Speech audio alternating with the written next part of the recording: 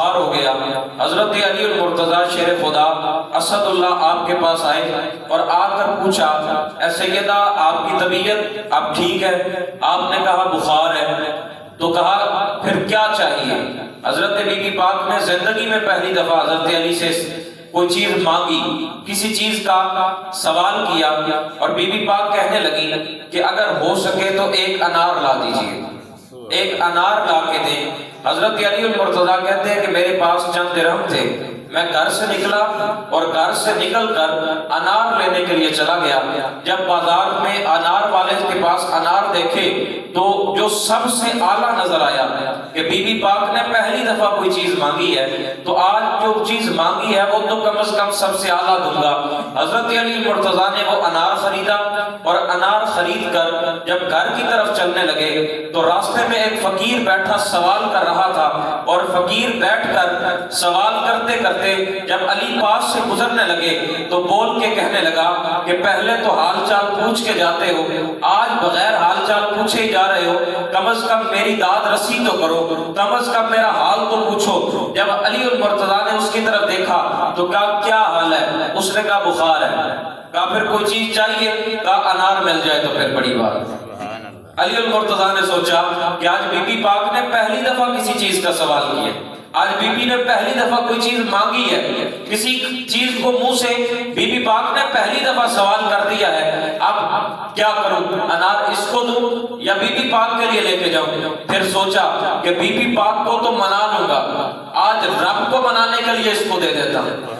علی المرتضیٰ نے انار اس کو دیا، اور سادے انداز میں نہیں دیا بلکہ کیا کیا، خود انار کھاڑا، اس کے اندر سے دانے نکال نکال کے فقیر کو دیتے گئے۔ یہ ہوتا ہے صدقہ، نکال نکال کے فقیر کو خود دیا، اور پھر جب گھر بوجھل قدموں سے پہنچے جا کے بی بی پاک کے سامنے کھڑے ہوئے، اور بی بی پاک مسکرائی اور فرمایا پریشان ہونے کی ضرورت نہیں، ادھر انار آپ کھلا رہے تھے، ادھر بخار رب میرا اتار رہا، ادھر آپ نے انار دیا، بخار پہلے ہی اتر چکا ہے، پریشان ہونے کی ضرورت نہیں۔ اسی اثنا میں دروازے پر دستک ہوئی، علی المرتضیٰ نے دروازہ کھولا، سامنے سلمان فارسی نظر آئے اور کہا یہ آپ کے لیے تحفہ، اناروں کا تحفہ لے کے حاضر ہوں۔ علی المرتضیٰ نے وہ انار گنے، 1 2 3 9 انار تھے۔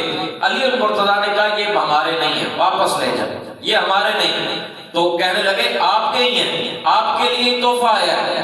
کہنے لگے یہ ہمارے نہیں، اگر ہمارے ہوتے تو پھر 10 ہوتے، کیونکہ مالک و مولا کا وعدہ ہے کہ جو 1 دے گا پھر اسے 10 واپس کروں گا، ہمارے ہوتے تو پھر 10 ہوتے۔ کہا اللہ تعالیٰ کی طرف سے 10 ہی آئے ہیں، ایک چھپا کے آپ کا امتحان لے رہا تھا کہ اللہ تعالیٰ پر آپ کو یقین کتنا ہے، اللہ تعالیٰ پر آپ کو اعتماد کتنا ہے۔ علی المرتضیٰ آپ کے علم کو سلام ہے، اللہ نے 10 ہی بھیجے ہیں کیونکہ آپ نے اس کے راہ میں 1 دیا تھا۔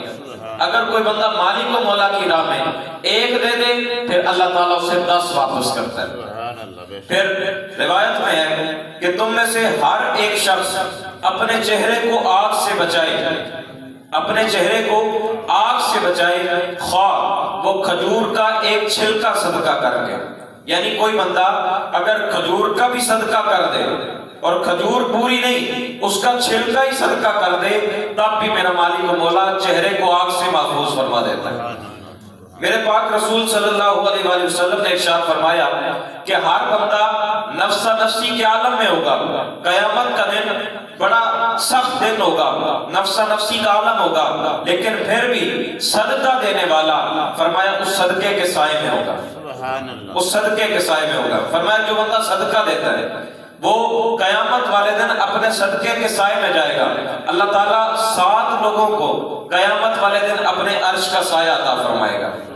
حدیث پاک میں، حدیث پاک بخاری شریف میں میرے مصطفیٰ نے فرمایا 7 لوگ ایسے ہیں جس کو قیامت والے دن اللہ تعالیٰ کے عرش کا سایہ ملے گا، اور وہ فرمایا ان میں سے ایک بندہ وہ ہے جو صدقہ دیتا ہے، صدقہ دینے والا۔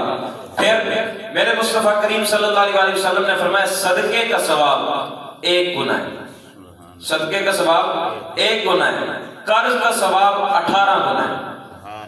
اب توجہ کیجئے، صدقہ دینے کا ثواب 1 گنا ہے اور قرض دینے کا ثواب 18 گنا ہے۔ اس کی وجہ پوچھی گئی تو حضور نے فرمایا ضروری نہیں کہ جب تم صدقہ دے رہے ہو تو ضرورت مند تک ہی پہنچے، لیکن جو بندہ قرض مانگ رہا ہے وہ یقیناً ضرورت مند ہی ہوگا، اس لیے اللہ تعالیٰ نے قرض کا ثواب زیادہ رکھا۔ پھر فرمایا کوئی بندہ مسکین کو اگر صدقہ دیتا ہے نا تو اللہ تعالیٰ اس کو 1 گنا ثواب دیتا ہے، 1 صدقے کا ثواب دیتا ہے، لیکن اگر کوئی بندہ غریب رشتہ دار کو صدقہ دیتا ہے تو اللہ تعالیٰ اسے 2 صدقوں کا ثواب دیتا ہے۔ یہ حدیث پاک۔ اب ذرا اس حدیث پاک پہ توجہ کریں۔ مسکین کو صدقہ دینے کا ثواب 1 صدقہ، رشتہ دار کو صدقہ دینے کا ثواب 2 صدقہ، فرمایا 1 صدقے کا اور دوسرا صلہ رحمی کا۔ کیوں؟ کیونکہ اب اس نے رشتہ دار سے اچھا سلوک کیا ہے، رشتہ دار کا خیال کیا ہے، تو اللہ تعالیٰ اسے 2 صدقوں کا ثواب عطا فرمائے گا۔ میرے مصطفیٰ کریم صلی اللہ علیہ وآلہ وسلم سے ایک سائل نے پوچھا کہ مجھے کوئی ایسی خبر دیجئے، کوئی ایسی نصیحت کیجئے کہ جس کے ذریعے میں جنت میں داخل ہو جاؤں، میں ڈائریکٹ جنت چلا جاؤں۔ مصطفیٰ کریم صلی اللہ علیہ وآلہ وسلم نے فرمایا سب سے پہلے کھانا کھلاؤ، پہلی چیز کیا کرو؟ کھانا کھلاؤ۔ پھر فرمایا سلام کو عام کرو۔ ہمارے ہاں اس چیز کی کمی ہو چکی ہے۔ میرے مصطفیٰ کریم صلی اللہ علیہ وآلہ وسلم نے فرمایا قیامت کی نشانیوں میں سے ایک نشانی یہ بھی ہے کہ لوگ صرف اپنے جاننے والوں کو سلام کریں گے، لوگ اپنے جاننے والوں کو سلام کریں گے، جس کو جانتے نہیں ہیں اس کو سلام نہیں کریں گے۔ مصطفیٰ نے فرمایا یہ عام بات نہیں ہے، یہ قیامت کی نشانی ہے۔ فرمایا سب سے پہلے کھانا کھلاؤ، دوسرا سلام عام کرو، اور فرمایا جب لوگ سو رہے ہوں تو رات کو نماز تہجد پڑھو، چھپ کر نماز تہجد پڑھو۔ فرمایا جو چھپ کر عبادت کرتا ہے اللہ تعالیٰ اس کو 2 گنا ثواب دیتا ہے۔ پھر چوتھی بات جو مصطفیٰ کریم صلی اللہ علیہ وسلم نے فرمایا صلہ رحمی کرو۔ فرمایا جو قطع تعلق ہی کرتا ہے، اپنے رشتہ داروں سے بول چال ختم کرتا ہے، فرمایا وہ ہم میں سے نہیں، وہ ہم میں سے نہیں۔ 4 چیزیں، پہلی بات کھانا کھلاؤ، دوسری بات سلام کو عام کرو، تیسری بات صلہ رحمی کرو، اور فرمایا چوتھی بات جب لوگ سو رہے ہوں تو اس وقت نماز تہجد پڑھو، فرمایا تم سلامتی کے ساتھ جنت میں داخل ہو جاؤ۔ کتنے آسان کام، چاروں کام بڑے آسان ہیں، صرف کھانا کھلانا۔ حضرت ابراہیم علیہ السلام جب دسترخوان لگاتے تھے تو تب تک کھانا نہیں کھاتے تھے جب تک کوئی بندہ ساتھ آ کے کھانے والا نہیں ہوتا۔